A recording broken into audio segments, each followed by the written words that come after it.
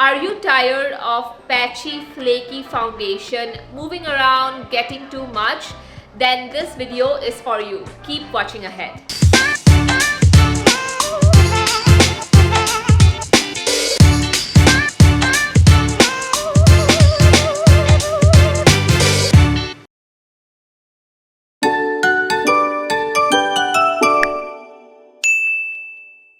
Hey guys, I'm Arnakshi and today I am going to share with you guys 5 simple tips that can get you a smooth, flawless base makeup.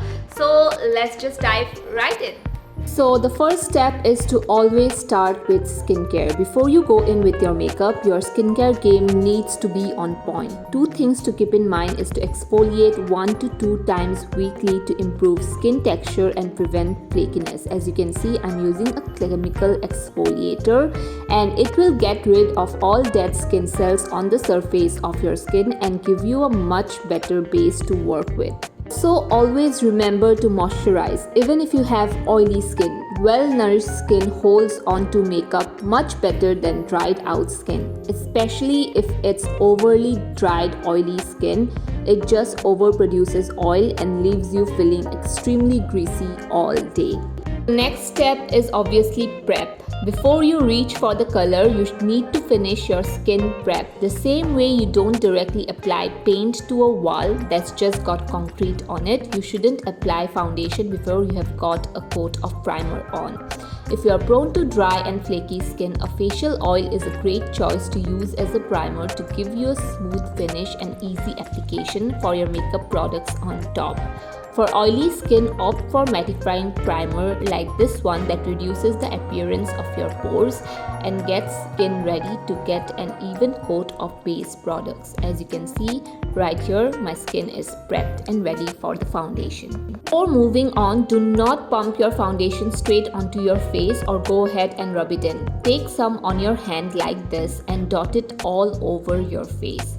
Then you can use your favorite tools like a brush or a blender to blend it all out. This ensures that your skin has an even coverage of foundation without clumping or rubbing or getting too much. As you can see, I'm applying even layer of the foundation. Now comes the blending process. If you're using a sponge blender, make sure you hold it under running water in your sink for a few seconds and then squeeze out the excess water so nothing is dripping out. The wet blender will absorb less product so your coverage won't end up sheer. Another tip here is to blend the foundation from the middle of your face to the outside edges. Start right at your nose and then start blending outwards. This gives you a much better finish and ensures no excess product is around random parts of your face. As you can see right now, I am just blending out the dotted foundation all over and it just blends seamlessly. I'll show you guys a close-up shot. As you can see, the foundation does sink into the skin really nicely. The next process is to conceal by feel, which means that apply a concealer that matches your skin tone, foundation tone on any little spots or areas you'd like to even out. Try not to go overboard here and apply just a little. As you can see, I am just blending out the concealer and you can totally see the difference after blending that it definitely conceals the areas where I have applied the concealer, as you can see right here. And you can go in with a lighter concealer to highlight some parts of your face and a darker shade to add some contour, just like this.